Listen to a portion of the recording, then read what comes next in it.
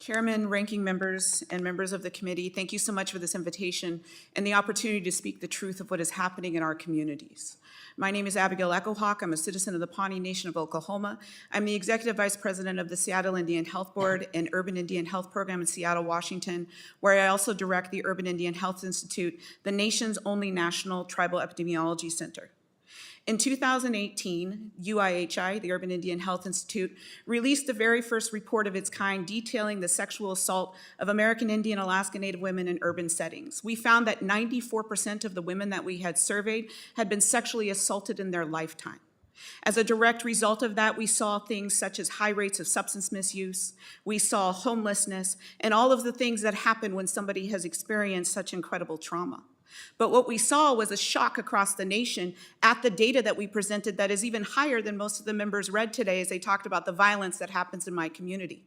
But I will tell you, Indian country was not shocked. This is the lived experience of many of us every day. However, you often don't know about it because the data is missing. And I recognize that because I am part of that missing data. I experienced my first rape at the age of 6 years old. And at the age of 10, when it was reported to law enforcement at the home of where I was at in Alaska, law enforcement made the decision to not prosecute as a result of what they said was lack of resources. And I wish my story was unique, but I know it's not. It is one that is experienced across Indian country today. And when we buried my rapist, the dozens of women who experience the same thing, who I watch impacted by this crisis as a direct result of the sexual assault that he inflicted on us as young children. Many of them suffered substance misuse. Many of them went missing several times, and several of them were murdered. In 2018, I stood alongside Senator Lisa Murkowski, and we released the very first data report on missing and murdered Indigenous women and girls, and it was, again, data that shocked the country, but nobody in Indian country was surprised by. We found that the data did not exist on this crisis, and simple things were happening across law enforcement, such as not even having a box to mark American Indian Alaska Native, so law enforcement wasn't even being given the ability to recognize and put into the data that these people were Native. And as a direct result, you all need this data to make policy-driven decisions, but it's more than that. The data upholds the treaty and trust obligation that is owed to American Indian Alaska Native tribes.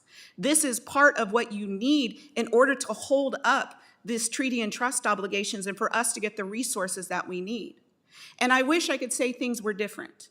As a result of our work and that of numerous tribes and grassroots organizers and families across the country, we passed Savannah's Act and the Not Invisible Act that was signed into law by President Trump in 2020. But we know that not all of those aspects, particularly the data, have actually been carried out. And so what do? We do it ourselves. I have been part of training law enforcement across the nation on how to input data within their data systems. We have worked with organizations and companies who are putting out the tech that is being used by law enforcement, and we do it uncompensated. Because both of the reports I just talked about had no federal dollars behind them. We self-funded them as an organization, and in fact, most of them were funded by speaking fees that I charge. We're doing it ourselves, and it is necessary.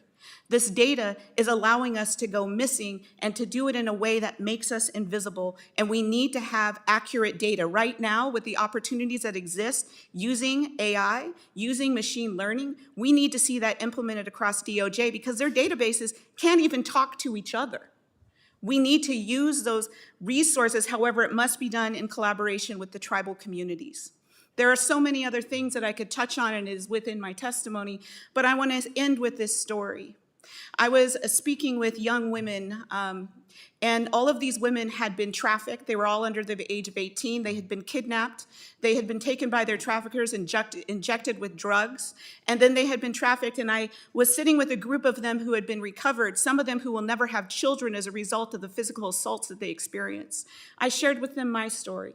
And specifically, I shared with them how our traditional ways are what healed me. Our traditional ways are why I'm standing in front of you today. Our traditional ways are the reason that we can move forward and have change within our communities. I shared with them that the blueberry in Alaska, one that is important to me, it has survived the worst. We get to negative 70 degrees, and we also get to over 100 degrees. And I shared with them when I go and gather the blueberry, when I stand on our land, I know that I can survive the worst in order to ensure the best.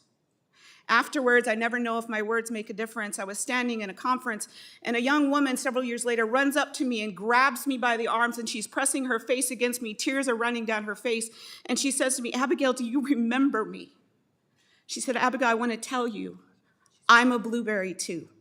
Our traditional ways and our traditional Indian medicine needs to be incorporated in the way that we serve our survivors of violence, and there are opportunities to do that, not only through CMS reimbursing it in our healthcare services, but ensuring that across the administration we have access to that, and I would love to share more with you that in the future. And I hope that every single one of you recognizes that my rape was not partisan, and you all now have a responsibility to stand with us. This is in your hands to uphold treaty and trust obligations and to recognize that your voices together will make the change that my community needs. My question to you is, will you stand with us?